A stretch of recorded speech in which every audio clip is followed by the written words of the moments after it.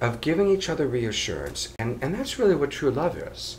You know how a mother practices unconditional love for her child? So she learns what a child likes. You know, the child likes this type of baby food. The child likes its bath at this time. So the mother learns what the child likes and gives it to the child, right?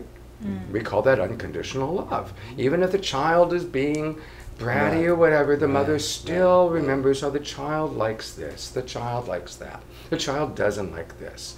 And the mother makes adjustments. Somewhere we have in our head that we aren't supposed to do the same thing for our beloved partner. Well, sometimes as equals, though, you see, here's the thing. I think there is a place for us to be imbalanced with one another in both directions by turns.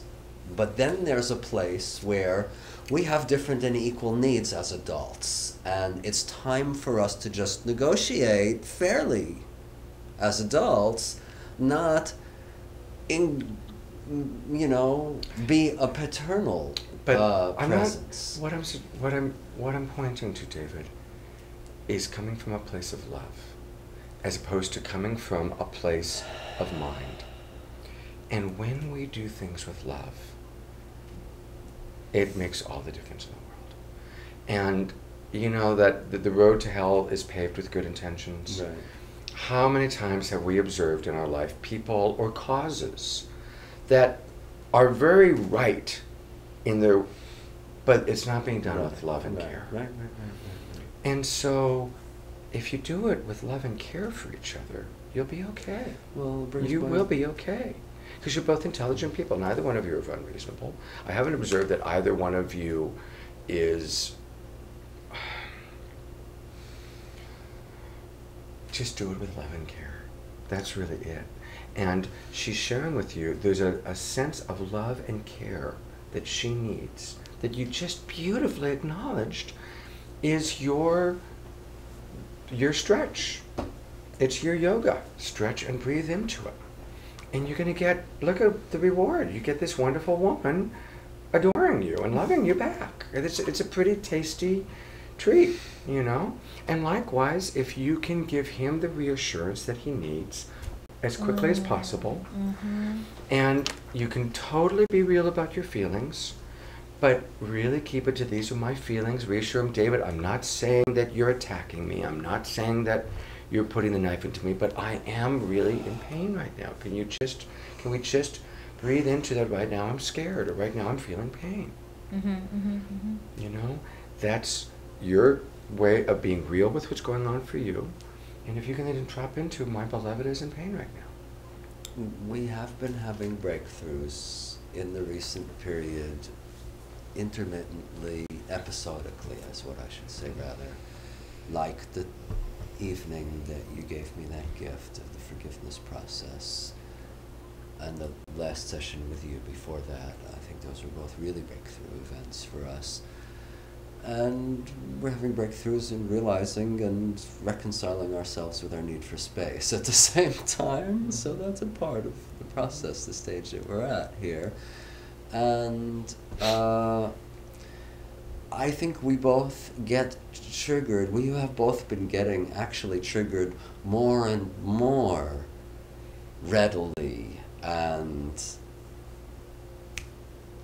quickly, in my experience. And this is kind of disappointing to me. We're also learning more about what that's made up of. We're having insights. We're having progress also sometimes. But I experience this both as hair trigger. It's like all of a sudden I come coming to you with something, and I think I'm being relaxed. And my memory of that morning is that I really tried a few times to do exactly what Scott described, that I've been practicing, is to stop. I didn't use those words, but I believed that I was trying to practice being reasonable and calm and opening a discussion about it. And you were maybe already triggered, or whatever it was. For whatever reason, you responded to me in ways that I experienced as kind of shocking and not respectful or cooperative. And after a few rounds of that, I got upset, and we wound up in the escalation story again. Okay, so Karen has something that's... Yeah.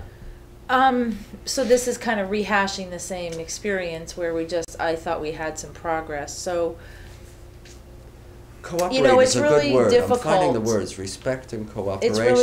It's really, I think it's really difficult, you know, I mean, we get the whole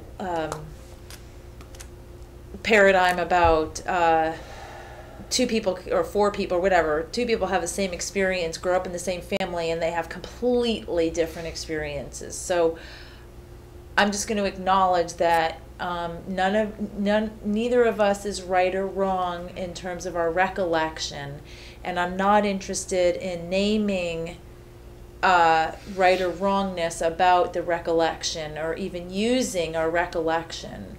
I think it's dangerous to use our recollection as a platform for wronging.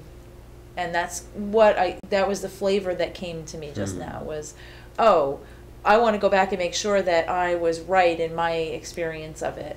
And I just want to acknowledge that you were right, and maybe that's what you need to hear from me, is that you were completely right, and about your experience of me in that situation.